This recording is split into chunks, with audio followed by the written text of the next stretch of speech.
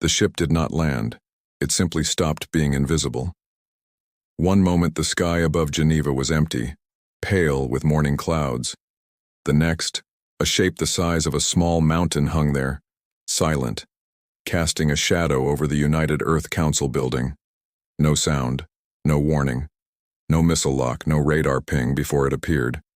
It had simply been there the whole time, watching, and now it chose to be seen.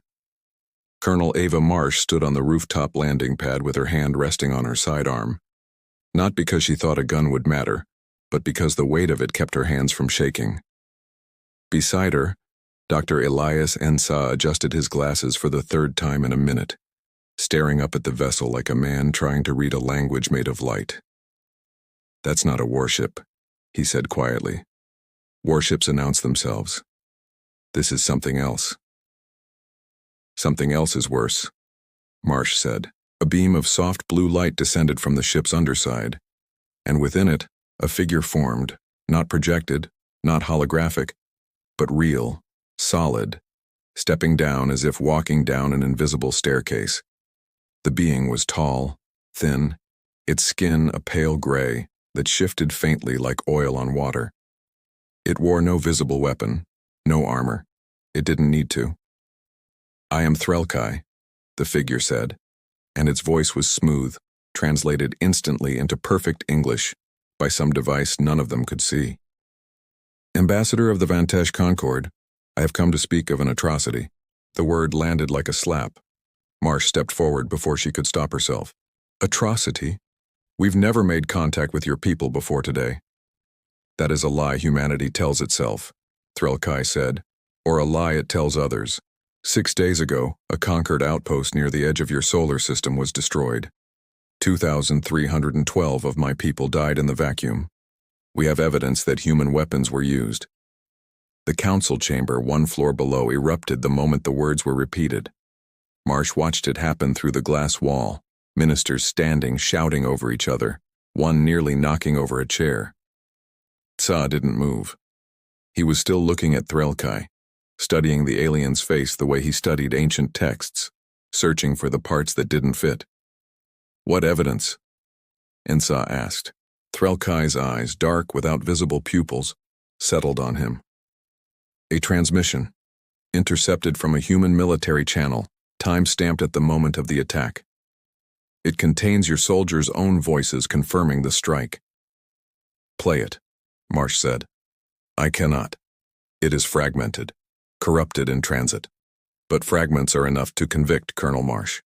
Enough for my government to demand answers. Enough, if unanswered, to demand correction." "Correction," Ensah repeated. "What is that?" Threlkai did not blink. The removal of a threat. Total, final. The silence that followed was the kind that presses on the chest. Somewhere below, a council member was shouting for an evacuation plan, as if there were anywhere on Earth an alien fleet could not reach. Marsh forced her voice to stay level. "You're saying you'll wipe us out? Over a fragment? I am saying humanity has 7 of your days to produce the original unedited transmission and prove your innocence, or the fragment stands as truth. The Concord does not act from anger, Colonel. We act from evidence. Give us better evidence and I will carry it home myself." "And if we can't find it in 7 days?" For the first time, something almost like hesitation crossed Threlkai's face. "Not mercy. Calculation. Then I will have no choice but to confirm what the fragment already shows. I did not come here wanting war. I came here because 2,000 of my people are dead, and someone must answer for it." She turned, and the blue light began to pull her back up toward the ship, her voice trailing down to them like a verdict already half decided. 7 days, Colonel. Use them wisely. My people are not known for patience." The light vanished. The ship remained overhead, a silent eye watching the planet below it. 2 hours later, Marsh stood in a windowless room 3 floors beneath the council building, staring at a blinking cursor on a military archive terminal. Ensah sat beside her, sleeves rolled up, fingers moving fast across a secondary console. "If there was a transmission from a human military channel at that location and time," Marsh said, "it would be logged. Every channel is logged. That's the whole point of the system. Agreed, Ensa said. So let's find it. He typed the coordinates Threlkai had given them, cross-referenced with the timestamp. The system searched, and searched, then returned a single line of text that made Ensa go very still. Record not found. File deleted. Authorization classified. Marsh leaned in, reading it twice, as if the words might rearrange themselves into something less impossible. That's not possible. These logs are permanent. They're backed up in 4 separate locations specifically, so no single point of failure can erase them. Someone erased it anyway, Ensa said. Or tried to. Look. He pointed to a secondary field, half corrupted, barely readable. There's a partial deletion timestamp. 41 hours ago. Marsh did the math in her head and her stomach turned cold. The outpost was destroyed 6 days ago. Someone deleted this file 2 days after the attack, before the aliens even arrived. Which means whoever did this, Ensa said slowly, knew the transmission existed, knew it mattered, and decided it was safer for it to disappear than to be found. Marsh sat back, the weight of it pressing down on her chest harder than the alien ship ever could. An hour ago, the danger had a face, gray skin, dark eyes, a voice that spoke of correction. Now the danger had no face at all.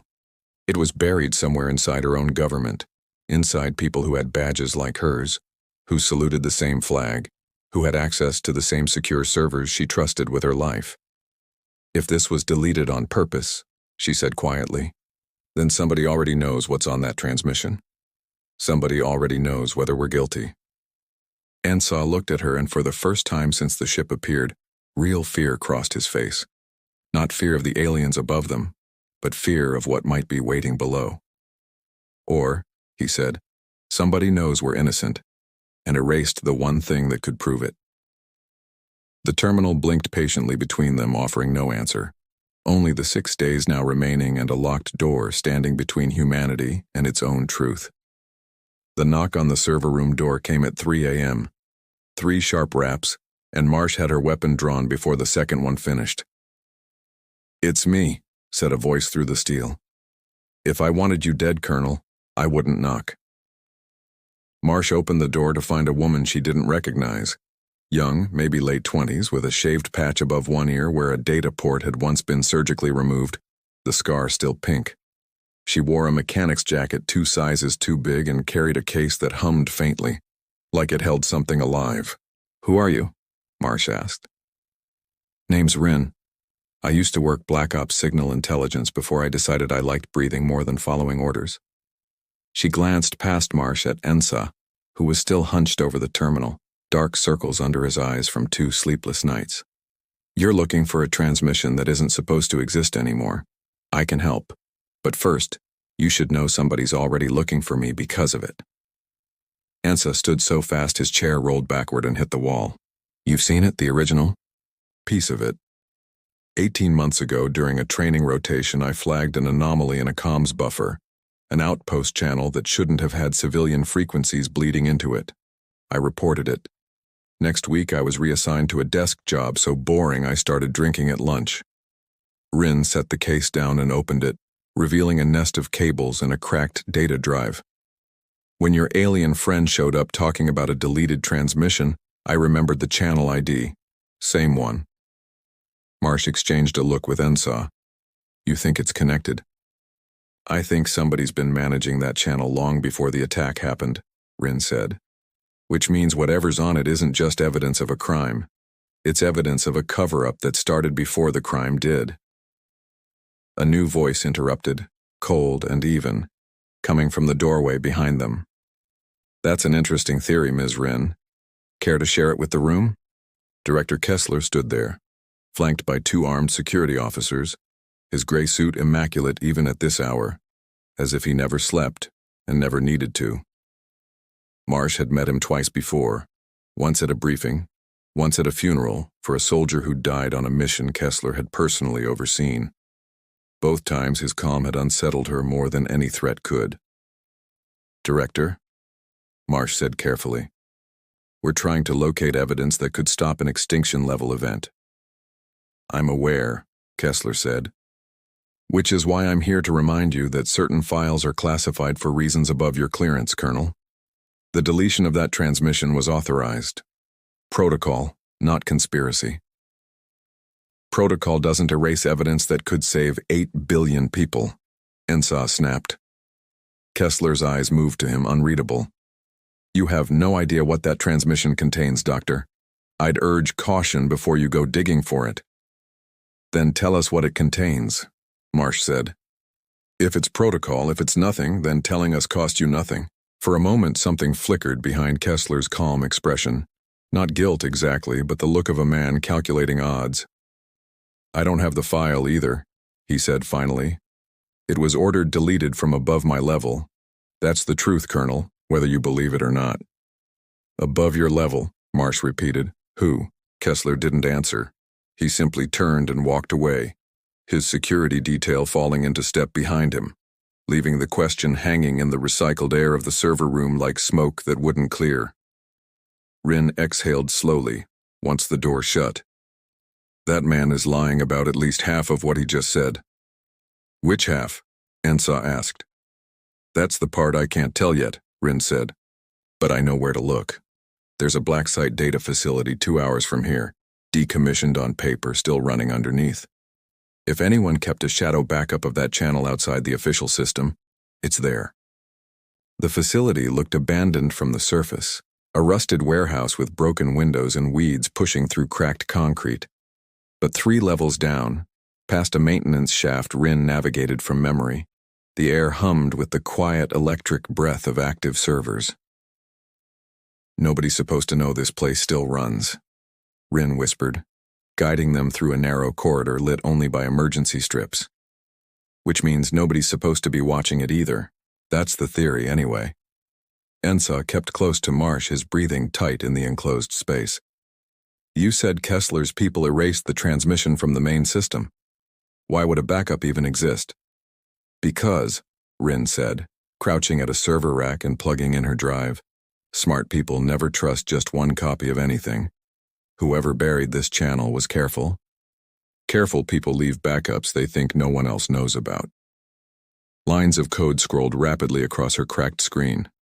Marsh watched the numbers blur past, useless to her, but she watched Rin's face instead, the way her jaw tightened, the way her breath caught.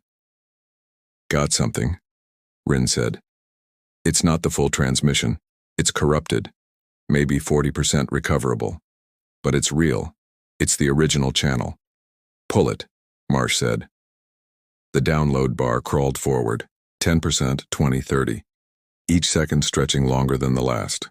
Then, without warning, the lights along the corridor snapped from emergency red to solid white, and a mechanical voice echoed through hidden speakers. Facility lockdown initiated. Unauthorized access detected. That's not good, Rin breathed, yanking the drive free at 44%, the download incomplete but saved. Someone knew we were coming. Heavy footsteps thundered down the corridor behind them, too many, too coordinated to be a maintenance crew. Marsh drew her weapon and pushed Ensa behind her, just as the far door burst open, and armed figures in unmarked tactical gear flooded in, weapons already raised. They weren't Vantesh. They weren't alien at all. They were human. Drop the drive, the lead operative barked, his rifle trained on Rin's chest. Now. Rin's hand tightened around the fragment of truth she'd just pulled from the dark, 44% of an answer that could save the world, or condemn it. And in the half-second before the corridor exploded into gunfire, she looked at Marsh with wide, terrified eyes and whispered the only thing that mattered. They're not here to arrest us, Colonel. They're here to make sure nobody ever hears what's on this drive. The first bullet took a chunk out of the wall an inch from Marsh's head, and after that, instinct took over where thought could not.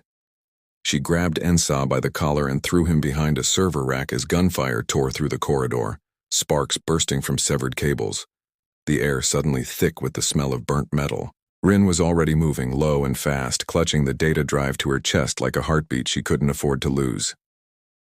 Emergency exit North Corridor 50 meters, Rin shouted over the noise. Marsh returned fire, 2 shots, enough to make the lead operative duck back behind a support beam. She didn't have the numbers for this. 6 against 3, maybe more coming. But she had one advantage they didn't expect. She didn't care about surviving nearly as much as she cared about what was on that drive. "Go," she yelled at Ensa. "Move when I move."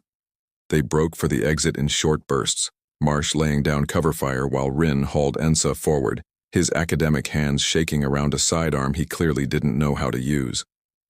A round grazed Marsh's shoulder, spinning her half around, pain blooming hot and immediate, but she kept her feet and kept firing until the magazine clicked empty. They reached the exit as a final operative rounded the corner. Rin didn't hesitate. She swung the heavy data case into his jaw with everything she had, and he dropped like a puppet with its strings cut. Outside, the night air hit them like cold water, and they didn't stop running until the warehouse was 3 blocks behind them, hidden by the tangled shadow of an old rail yard. Marsh pressed a hand to her bleeding shoulder and finally allowed herself to breathe. Who were they? Not government, Rin said, still catching her breath. Not military, not official anyway. Look at the gear. No insignia, no unit markers, high-end tech way above standard issue. She turned the shattered edge of a tactical patch over in her fingers, torn from the man's shoulder in the scuffle.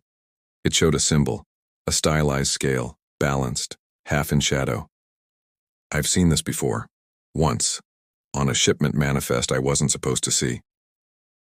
What is it? Ensa asked, voice still unsteady. They call themselves the Ledger, Rin said grimly. Rumors only, mostly. A private network inside the defense contracting world. People who sell weapons and tech to whoever pays, no matter which side of a border or a species they're on. If half of what I've heard is true, they've been arming factions on 3 continents for a decade without anyone in the council ever pinning it on them. Marsh felt something cold settle in her chest. You're saying the people trying to kill us tonight are arms dealers? I'm saying, Rin said, the people trying to bury this transmission have a business that depends on wars happening. And right now, the biggest war on the table is humanity versus an alien fleet that could wipe us out in an afternoon. Ensa sank down against a rusted shipping container, pulling the data drive from Rin's hands with careful, trembling fingers. If they wanted to start a war, he said slowly, framing us for an attack on the Vantesh would be the perfect trigger. Whether we're guilty or not stops mattering. All that matters is the accusation. And once we're at war, Marsh added, feeling sick, someone gets very, very rich selling weapons to both sides. For a long moment, none of them spoke. The only sound the distant hum of the city and the drip of rainwater from a broken gutter. Ensa finally connected a portable reader to the drive, and the corrupted audio began to play. Broken, full of static, a voice cutting in and out. Human words, fragmented. Outpost is compromised. Not our forces. Repeat, not. The rest dissolved into noise. That's different from what Threlkai described, Marsh said. She said it confirmed a human strike. This sounds like a denial, or a warning. Ensa murmured, replaying it, isolating the frequencies with quick, practiced motions. He froze. Wait, there's something else underneath the human voice. A second layer. He adjusted the filter, and a new sound bled through, not static, not human. A rhythmic, layered pattern of clicks and tones that made the hair on Marsh's arms rise, alien in a way that felt deliberate, structured, like language. That's not us, Marsh whispered. That's not Vantesh either, is it? I don't know what it is, Ensa admitted, but it was recorded at the same location the same moment as the attack. Which means whoever destroyed that outpost wasn't just human, and wasn't just Vantesh. Miles above the city, aboard the Vantesh vessel still hanging silent over Geneva, Ambassador Threlkai stood in a private observation chamber, reviewing footage from surveillance drones her government had quietly placed across the region. She watched the firefight at the Blacksite facility replay in cold clarity, the humans defending themselves, not attacking, fleeing rather than pursuing. Beside her stood a younger Vantesh, thinner, still bearing the pale markings of an observer rank, Sael, Junior analyst assigned to record and report. Nothing more. They are not behaving as the fragment suggested they would, Sale said quietly. Guilty species do not fight this hard to find the truth about their own guilt. Careful, observer, Threlkai said, though there was no real warning in her voice, only exhaustion. That is not a conclusion the Concord authorized you to reach. With respect, Ambassador, the Concord authorized us to find truth, not conclusions. Sale brought up a secondary file, one flagged with a level of encryption far beyond standard Concord protocol. I attempted to trace the original source of the fragment we received, the one supposedly proving human guilt. And? It did not originate from any human military system, Sale said. It was relayed through 3 intermediary networks before reaching us, each one designed to obscure its true point of origin. I have only been able to strip away one layer of the obfuscation so far. But, Ambassador, the signature beneath that first layer does not match any known human encryption standard. Threlkai turned fully toward him now, her composed expression cracking for the first time since she had stepped off her ship 6 days ago. Then whose does it match? Sale hesitated, and in that hesitation Threlkai felt the ground of her certainty begin to shift beneath her feet. I do not know yet, Sale admitted. But Ambassador, it isn't human, and it isn't Vantesh either. Whoever sent us that fragment wanted us to believe humanity was guilty, and they were willing to go to enormous lengths to make sure we never learned who they really were. Outside the chamber's viewport, Earth turned slowly beneath them, blue and fragile and utterly unaware that the countdown to its destruction may have been started not by its own hand, but by a third player neither species had yet named. Ensa was gone by the time Marsh woke. She had let herself close her eyes for what felt like minutes, propped against a shipping container with her jacket balled under her head, and when she opened them again, the gray light of dawn had replaced the dark, and the space beside her where Ensa had been sitting was empty. Rin, she said, already reaching for her weapon. Rin, wake up. Where's Elias? Rin bolted upright, hair sticking to her face, and scanned the rail yard with the sharp, practiced eyes of someone who had spent years sleeping in places where waking up alive was never guaranteed. His bag's gone, his reader's gone. He wouldn't just leave. A sound cut her off. Tires on gravel. Several vehicles, moving fast and quiet, the kind of quiet that came from expensive engines and experienced drivers. Marsh pulled Rin behind the container just as 3 black transports rolled past the far end of the yard, slowing near the spot where Ensa's footprints trailed off into the mud. They took him, Marsh breathed. While we slept, they took him. Or he left on his own, Rin said quietly, though she didn't sound like she believed it. Colonel, what if he decided the safest thing for us was for him to go quietly? Trade himself for time? Marsh didn't answer because the alternative was worse, and she knew it. If the Ledger had taken Ensa, they hadn't taken a hostage. They had taken the one man capable of finishing the decryption, the one man who might prove humanity innocent. Elias Ensa did not struggle when they put the hood over his head, because struggling would have told them he was afraid, and fear was information he refused to give away for free.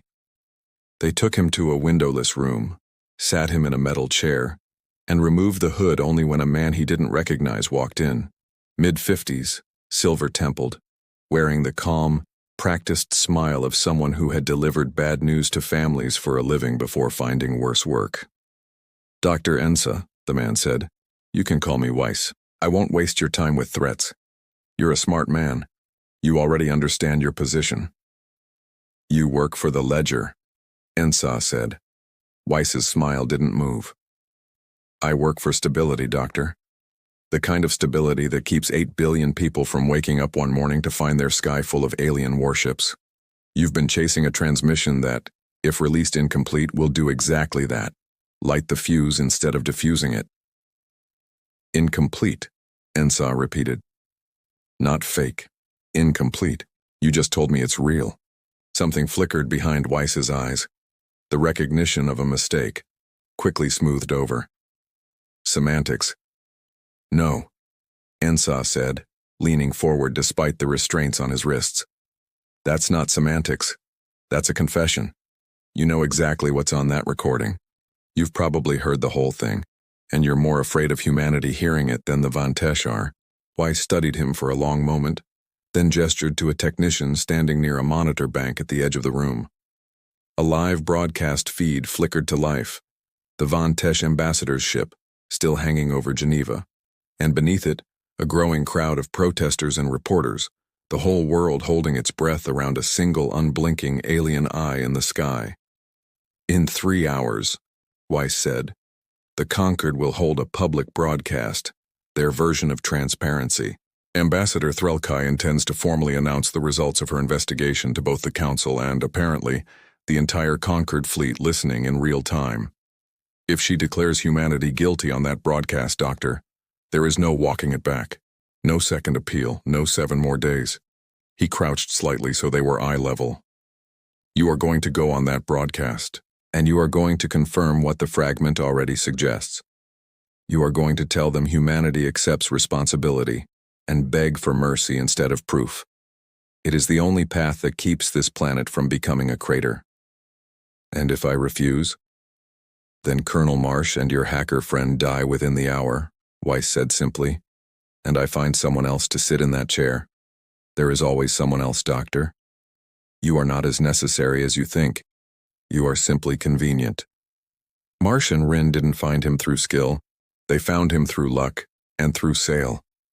The message arrived on a frequency Rin's equipment shouldn't have been able to receive. An alien signal, translated, patient, almost gentle in its urgency. Colonel Marsh. This channel is not secure for long. I am called Sale. I serve the Concord, but I do not believe your species is guilty of what my ambassador has been told. I have located Dr. Ensa's transponder signature. I am sending coordinates. Please hurry. The broadcast begins in less than 3 hours, and I fear what will be said on it. An alien just hacked our comms to help us, Rin said, staring at the message like it might rearrange itself into a trap. Or it's exactly what it says, Marsh replied, already moving. Not every alien on that ship agrees with Threlkai. That's something at least. They reached the facility, an old broadcast relay station on the city's edge. 40 minutes later, moving through a service entrance Rin disabled in under a minute. Marsh found Ensa alone in a side room, Weiss and his men gone, redirected by a diversion Sale had quietly triggered from orbit. A false security alert that pulled half the Ledger security detail away at exactly the right moment. Ensa's wrists were raw from the restraints, his voice hoarse, but his eyes were sharp, burning with something that hadn't been there before. Not fear, but resolve. They want me to lie, he said, the moment Marsh cut him free. On the broadcast. Confess guilt we don't have, beg for mercy instead of proving the truth. Then we don't let them put you on that broadcast, Marsh said. No, Ensa said, standing despite the pain, taking the fully decrypted audio drive from his coat. The one Weiss's people had never thought to search him for, because who searches a hostage for the very thing they're threatening him over? We put me on that broadcast, just not with the words they want. Rin's eyes went wide. You finished the decryption, while they had you. They left me alone with the terminal for 40 minutes, Ensa said, a ghost of a smile crossing his exhausted face. Rich people always assume smart people are harmless. It's the most useful mistake they make. He held up the drive, and for the first time since Threlkai's ship had appeared in the sky, his voice was steady. I know what really happened at that outpost. I know why the transmission was buried, and in 2.5 hours so will every soul on Earth, and every soul in the Concord fleet listening. Outside, the sky had begun to darken early, storm clouds rolling in from the west, and above them, unmoving, patient, terrible. The Von Tesh ship waited for its ambassador to speak the words that would decide whether humanity lived to see another sunrise. The broadcast studio was never meant to hold this much fear.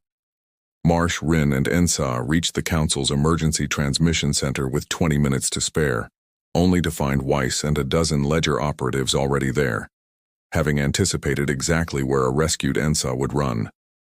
The lobby erupted into chaos the moment they were spotted. Shouted orders, drawn weapons, the confused shouts of council staff caught in the middle of something they didn't understand. "Stand down," Marsh shouted, raising empty hands as 3 rifles turned toward her. "We are not your enemy." "You're carrying evidence that gets us all killed," Weiss said. Stepping through the crowd, his calm finally cracked at the edges. "I gave you a chance to save this planet quietly, Doctor. You chose chaos instead." "I chose the truth," Ensa said. "There's a difference even if you've forgotten it." What happened next, no one fully planned and no one could have. A junior broadcast technician, a woman no older than 25, who had spent the last hour listening to Weiss's men threaten her colleagues, quietly flipped a switch on her console the moment the shouting started, opening the emergency channel 3 minutes early, live, unfiltered, broadcasting the chaos of the room itself to every screen on Earth that had been waiting for the Council's official statement. The world watched as it happened, live, unedited. They saw Weiss's armed men. They saw Marsh, bloodied and unarmed, standing her ground. They saw Ensa raise the data drive over his head and shout the words that would end up quoted for generations after. "This is the real transmission from the outpost attack. They don't want you to hear it because it proves we didn't do this, and it proves who did." For one terrible second, Weiss raised his hand, a silent order to a man with a rifle, and Marsh understood with total clarity that they intended to shoot Ensa live on air rather than let the truth reach the public. That second was when the room changed. It wasn't the council guards who moved first. It was the technicians, unarmed civilians who threw themselves toward the console to keep the feed alive, even as chairs were overturned around them. It was an elderly council minister, a woman who had spent 30 years arguing budget policy, who stepped bodily between Ensa and the raised rifle, refusing to move, refusing to be afraid on command.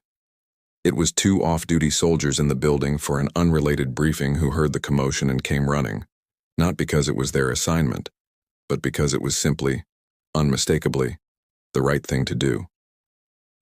Weiss's man never fired. He couldn't, not with a human wall between him and his target, not with cameras broadcasting his face to 8 billion people who would remember it forever. "Play it," Marsh said into the chaos, looking straight into the nearest camera. "Play the whole thing. Let them hear it.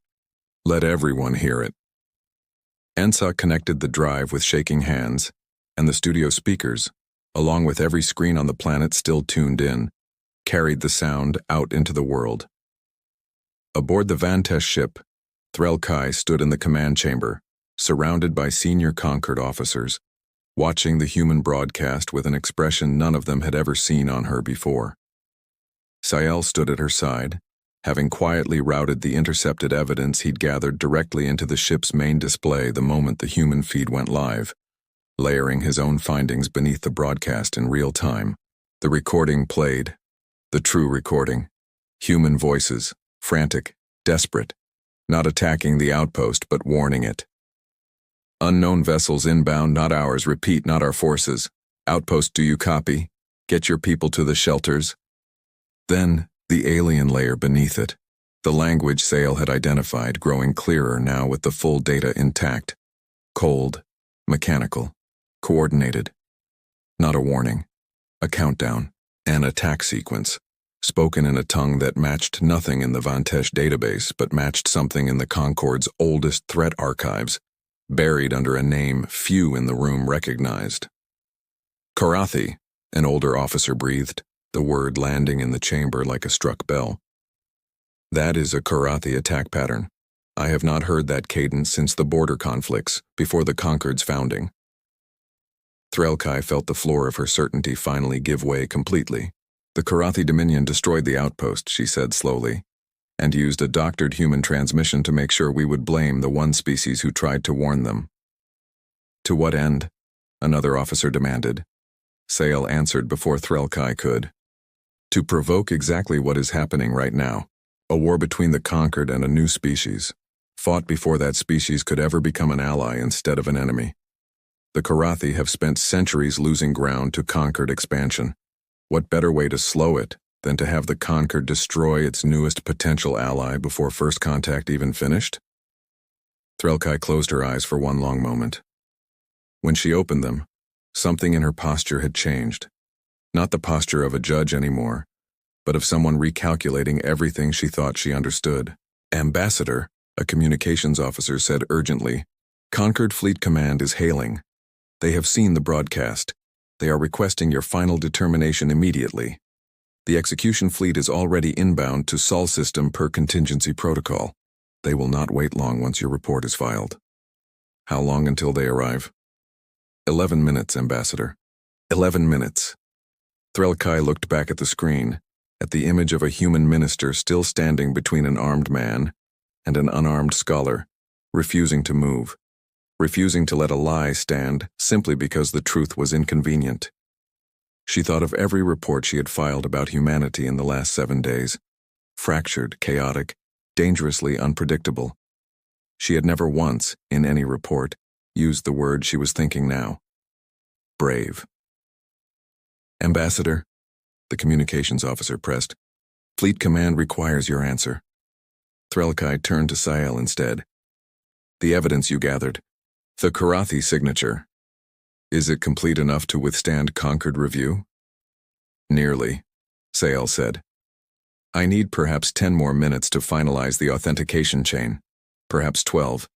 11 minutes until an execution fleet arrived, prepared to erase a planet of 8 billion people.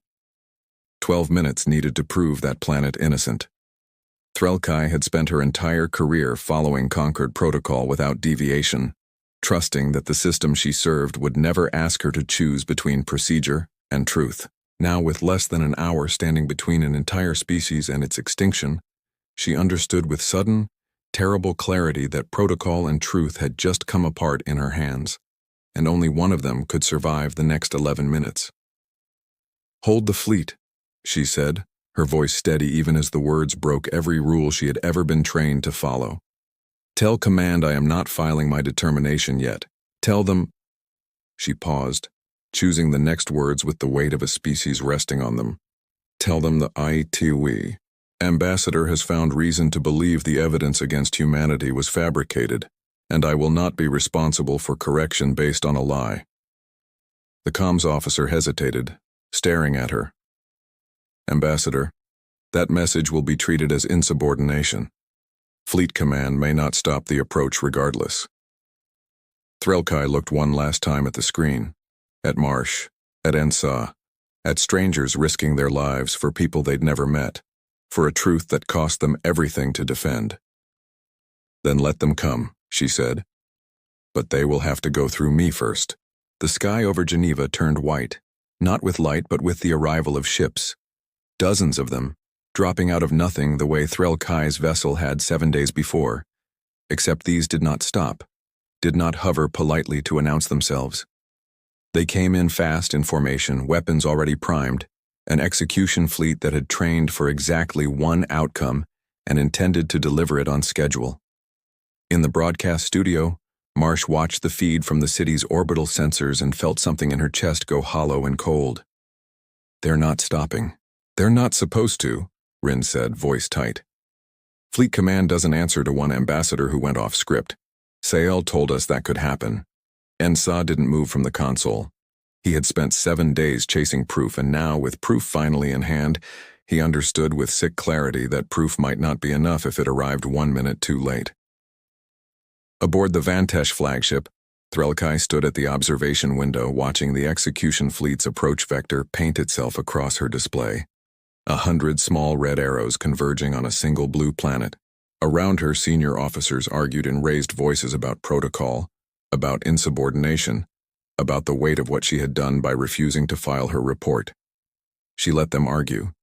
She kept her eyes on Sael, who worked in total silence, hands moving faster than she had ever seen them move, racing a clock that had already run out twice over.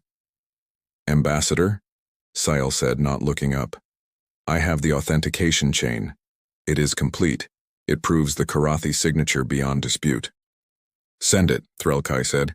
"Send it to every ship in that fleet on every channel now." "They may not listen. They are already inside firing range." "Send it anyway." Sael's hands moved. The data went out, flooding every Concord channel within range with proof that had taken 7 days, 3 lives risked, and one broken protocol to assemble, proof that the outpost's destroyer had never been human at all. For 3 agonizing seconds, nothing happened. The fleet continued its approach, weapon systems fully charged, and Marsh, watching from the ground with her heart in her throat, understood that 3 seconds might be the entire remaining lifespan of everyone she had ever loved. Then the lead vessel stopped. Not slowed. Stopped. Hanging dead in the sky exactly as Threlkai's ship had 7 days before, and one by one, the ships behind it stopped as well, the red arrows on Threlkai's display freezing in place like a held breath.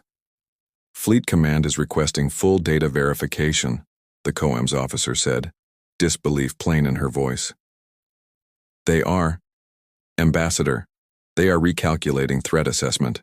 They want confirmation of Karathi involvement before proceeding with correction. Threlkai closed her eyes and allowed herself for one single moment to feel the relief crash over her like a wave finally breaking. It took 3 more hours for the full truth to unfold. Hours the entire planet spent watching, holding its breath, refreshing the same broadcast feed over and over as the story assembled itself in real time before the eyes of 2 species at once. The complete transmission showed everything. Human soldiers stationed at a joint monitoring relay near the outpost, watching Karathi stealth vessels decloak in the final seconds before the attack, screaming warnings across every channel they had, begging the Vantesh outpost to evacuate, watching helplessly as their warnings arrived seconds too late to save most of the lives lost that day. It showed the Karathi attack pattern, confirmed against Concord archives.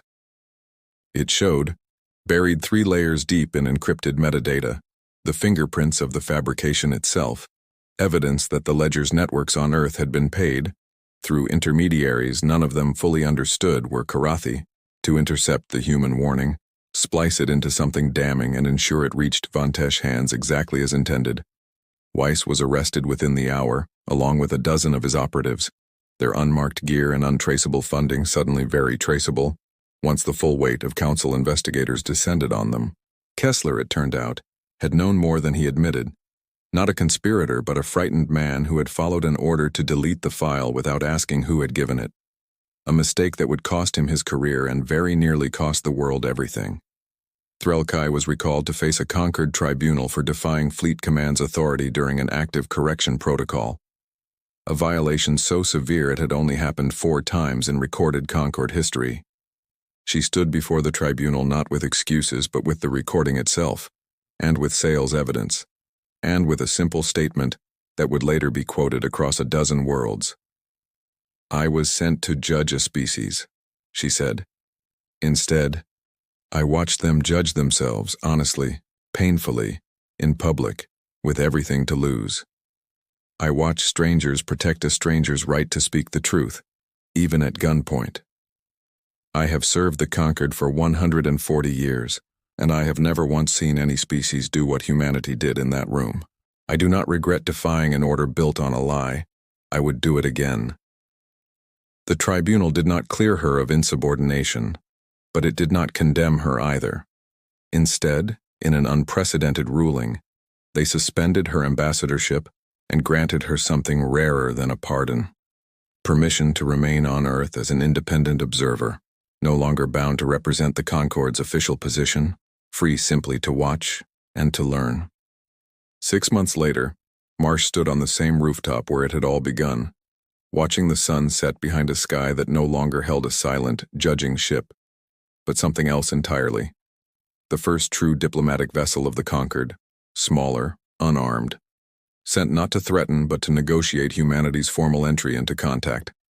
Ensa stood beside her, his hair a little grayer than it had been 7 months ago, a folder of translated Conquered protocols tucked under his arm. He had been asked formally to help design the language framework for humanity's first treaty.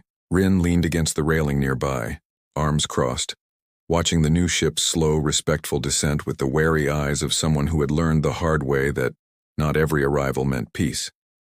Threlkai joined them a few minutes later, no longer in Conquered formal dress but in simple civilian clothing that looked almost strangely human on her. "Sale sends a message," she said, holding up a small translator device. The conquered council has a question they would like answered, and they believe I am uniquely positioned to answer it. What's the question? Marsh asked. How a species so fractured within itself, so quick to argue, to distrust, to fight even among its own government, could unite so completely the moment it truly mattered.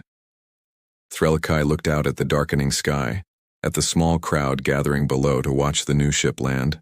Ordinary people who had spent 6 months learning to live beside the knowledge that they were not alone in the universe, and had somehow chosen, mostly, to face that knowledge with courage instead of fear.